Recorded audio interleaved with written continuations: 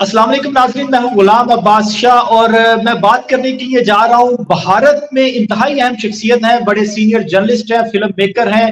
आपने इनकी बहुत सारी फिल्में देखी और इनकी फिल्में जो होती हैं, जो मूवीज जो ये बनाते हैं, वो किसी न किसी हवाले से चर्चा का सबब बनती हैं। चाहे आप 2014 की बात करें, can't take this shit any more, national award भी मिला इनको उसके ऊपर। और उसके बाद 2015 में मिस टनकपुर हाजिर हो भी हूं। ये सारी वो मूवीज थी कि जो आपने पाकिस्तान में हमारे सिनेमास में तो नहीं लगी, लेकिन आपने इनको नेटफ्लिक्स पे बाकी जरिए से देखा और पाकिस्तान में इसको अप्रिशिएट किया गया। अब बरूद कापड़ी जी हमारे साथ है, उन्होंने एक ऐसी स्टोरी, एक ऐसी डॉक्यूमेंट्री की है कि जो आपको लाजमी तौर पर देखनी चाहिए। क्यों देखनी चाहिए? क्योंकि वो स्टोरी है मेरी और आपकी अपनी। कोविड-19 लॉकडाउन के दौरान जिस तरीके से जो आम बंदे के ऊपर गुजरी, आम इंसान के ऊपर जिस तरीके से उसने सफर किया, वो सब कुछ, वो सारा दर्द आप उस कहानी में आप देखेंगे। इसी पे बात करने के लिए मैं बरूद कापड़ी की तरफ चलता हूं। बरूद कापड़ी जी, पहले तो बहुत शुक्रिया सर वक्त देने के लिए। बहुत बहुत शुक्रिया गुलाम, आपसे बात करके मुझे बहुत खुशी हो रही है। अच्छा अच्छा सर, ये बताइएगा कि 1232 किलोमीटर, ये आपकी डॉक्यूमेंट्री का टाइटल था। मैं पाकिस्तान के देखने वालों को सिर्फ इतना समझा दूं कि अगर लाहौर से हम कराची का सफर करते हैं तो वो लगभग 1300 किलोमीटर बनता है, और अगर हम ट्रेन में वो जर्नी करते हैं तो वो 18 घंटे की जर्नी होती है। तो ये 1232 किलोमीटर का सफर और साइकिल्स पे लॉकडाउन के दौरान, ये ख्याल कैसे आया इस डॉक्यूमेंट्री को शूट करने के लिए? और ये जो माइग्रेंट थे, इनके दर्द को कैसा फील किया? देखिए, जिस वक्त इंडिया में लॉकडाउन अनाउंस हुआ, बहुत ही अचानक लॉकडाउन अनाउंस हुआ, सिर्फ 4 घंटे का नोटिस मिला, तो उससे जो सबसे ज्यादा तकलीफ हो रही थी वो हो रही थी उन लोगों को, दिहाड़ी मजदूरों को, जो डेली वेज अर्नर्स थे। और ये डेली वेज अर्नर्स जितने भारत में है उतने ही तादाद पाकिस्तान में भी है। और वो ये लोग, इन लोगों के पास क्या हुआ कि खाने पीने की कमी हो गई। इन लोगों के पास जो इनके मकान मालिक थे वो इनसे तकाजा करने लगे कि ये किराया दें। तो इनके पास ना पैसे थे, क्योंकि ये लोग रोज कमाते थे, रोज खाते थे। तो मैं इन लोगों के टच में था और मैं इनके साथ, मेरा राब्ता था कि मैं कोशिश करता था कि इन तक मैं मदद कुछ पहुंचाऊं, राशन पानी सब जो भी कुछ मुमकिन होता था मैं कोशिश करता था।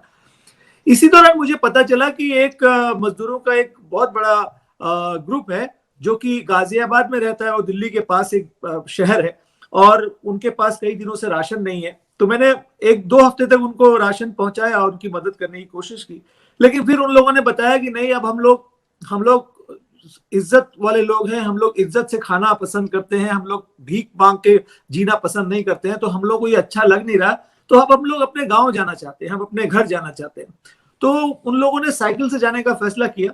तो मुझे लगा कि ये बहुत जरूरी है कि लाखों की तादाद में जो मजदूर जा रहे हैं अपने शहर छोड़ करके, गांव और घर पहुंच रहे हैं, मुझे लगा कि इस यात्रा को समझना बहुत जरूरी है कि इस यात्रा, ये जो सफर है इन लोगों का, इस सफर में इन लोगों को खाना कौन खिला रहा है, ये लोग कोई बीमार पड़ते हैं तो इनका कौन ख्याल रखता है, इन लोग पानी कहाँ से पीते हैं, कैसे ये लोग जीते हैं, कैसे पहुंचते हैं, क्योंकि सब कुछ बंद है, ढाबे बंद हैं, दुकानें बंद हैं, होटल्स बंद हैं, सब कुछ बंद है। तो ऐसे में ये लोग इतना मुश्किल सफर कैसे कर रहे हैं? तो मेरी बड़ी ख्वाहिश थी ये देखने की, ये जानने की, समझने की कि इनका ये सफर होता कैसे। तो इस तरह से ये शुरू हुआ। और ये जो गाजियाबाद से ये लोग बिहार के एक छोटा सा एक डिस्ट्रिक्ट है जिसका नाम है सहरसा, वहां पहुंचे। तो उसकी जो दूरी, इनका जो गांव है उसकी जो दूरी थी वो थी करीब 1232 किलोमीटर, मैंने गूगल में चेक किया था। तो फिर इस तरह से इस सफर का नाम 1232 किलोमीटर पड़ा।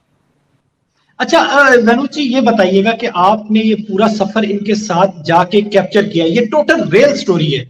इस सफर के दौरान आपने कैसे, क्योंकि उन्होंने मौत को भी देखा होगा, कभी जिंदगी कभी मौत, भूख भी देखी होगी, लॉकडाउन था, कुछ खाने को नहीं मिल रहा था, तो ये कैसे पहुंचे? थोड़ा सा, बाकी आपके नाज़रीन जो देखने वाले हमारे, वो आपकी जो डॉक्यूमेंट्री देख के ही अंदाजा करें, लेकिन जितना आप बता सकते हैं कि कितना मुश्किल सफर था ये जो इन्होंने तय किया, 1232 किलोमीटर।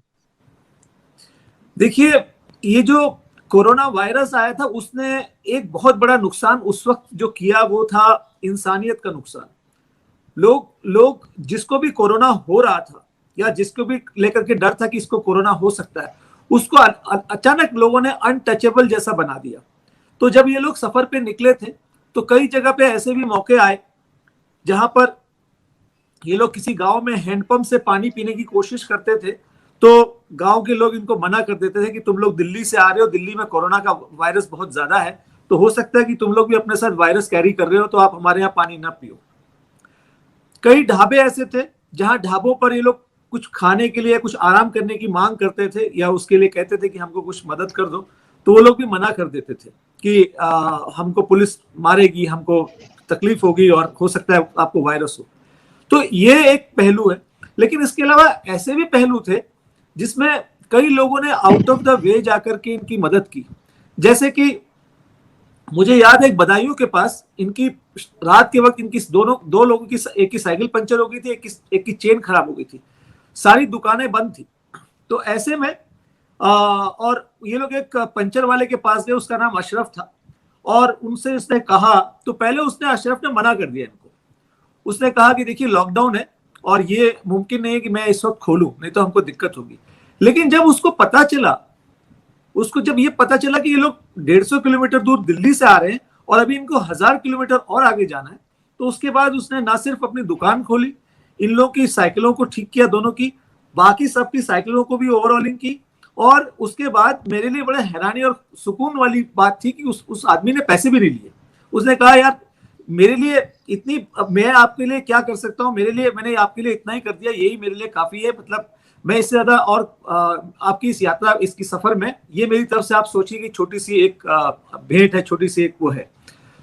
ऐसे भी लोग थे कि ट्रक वाले, जिन ट्रक वालों को पुलिस बहुत मार रही थी क्योंकि वो मजदूरों को लेकर जा रहे थे, उनको पुलिस बहुत मार रही थी, उन लोगों के ऊपर 20,000 रुपए का चालान कर रही थी, जो कि मेरे ख्याल से पाकिस्तान की करेंसी में करीब 35-40 हजार के आसपास का होगा, और उनके ट्रक को जब्त कर ले रही थी। उसके बावजूद कुछ ट्रक वाले ऐसे थे जिन्होंने कहा कि कोई बात नहीं, हमारा चालान हो जाए, हमको पुलिस जितना मारे मार ले, लेकिन ये बेचारे, हम अपनी आंखों के सामने इनको मरते हुए नहीं देख सकते, तो हम इनकी मदद करेंगे। तो ऐसे भी लोग थे। तो जो पूरा जो सफर था, मैं उसमें कहूंगा कि जिंदगी के सफर की तरह था, जिस तरह की हम लोगों की जिंदगी है। हमारी जिंदगी में हमको बहुत अच्छे लोग भी मिलते हैं, बहुत खराब लोग भी मिलते हैं, और बहुत ही अनएक्सपेक्टेड लोग भी मिलते हैं। तो ये पूरा सफर वो सफर था। अच्छा कापी जी, एक चीज और मैं समझना चाहूंगा, 1947 के बाद अगर इंडिया की बात की जाए तो ये सबसे बड़ी माइग्रेशन थी कि जो माइग्रेंट थे वो अपने अपने इलाकों में गए, और ये पूरी दुनिया में कोरोना वायरस एक वबा आई थी और पूरी दुनिया में सफर किया। लेकिन इसमें जैसा कि आप बता रहे हैं कि इंसानियत वाकई जीती, कि लोगों ने एक दूसरे की मदद हर जगह पे की। इस पूरे प्रोसेस में आपको, एक तो इस मूवी के हवाले से, डॉक्यूमेंट्री के हवाले से, किन किन लोगों ने आपका साथ दिया? जैसा कि म्यूजिक विशाल भारद्वाज जी ने म्यूजिक इसका लिखा, बाकी किस किस ने साथ दिया जिनको ये क्रेडिट जाता है कि ये आपने जो सपना देखा उसको आज लोग स्क्रीन पे देख रहे हैं, और आगे आने वाली नस्लें जो हमारी हैं वो भी देखेगी कि इतनी बड़ी एक माइग्रेशन हुई थी, एक हिजरत हुई थी, और उस वक्त क्या सिचुएशन थी, वो रियल स्टोरी आने वाले हमारे लोग भी देखेंगे। देखिए, मुझे लगता है कि इस कहानी को, इस फिल्म को कहने की जो सबसे बड़ी बात है, जिसकी वजह से आज इतने सारे लोग जुड़े और इसकी इतनी तारीफ हो रही है, उसकी वजह सिर्फ ये है कि जिन लोगों की ये कहानी है, जिन 7 मजदूरों की ये कहानी है, वो 7 मजदूर बहुत निहायत ईमानदार, निहायत साफ दिल के, निहायत मतलब बिल्कुल जो कहते हैं सोलफुल लोग हैं। तो क्या हुआ कि जब मैंने विशाल भारद्वाज साहब को उनके बारे में बताया, इस कहानी के बारे में बताया, और उन्होंने 7-8-10 मिनट का इसकी रशस देखी, तो उन्होंने कहा कि विनोद ये बहुत इंपॉर्टेंट फिल्म है और इस फिल्म को कहा जाना चाहिए। और यही बात फिर उन्होंने गुलजार साहब से जब इसके बारे में बात की, तो गुलजार साहब ने भी कहा कि हाँ, इसको कहा जाना चाहिए।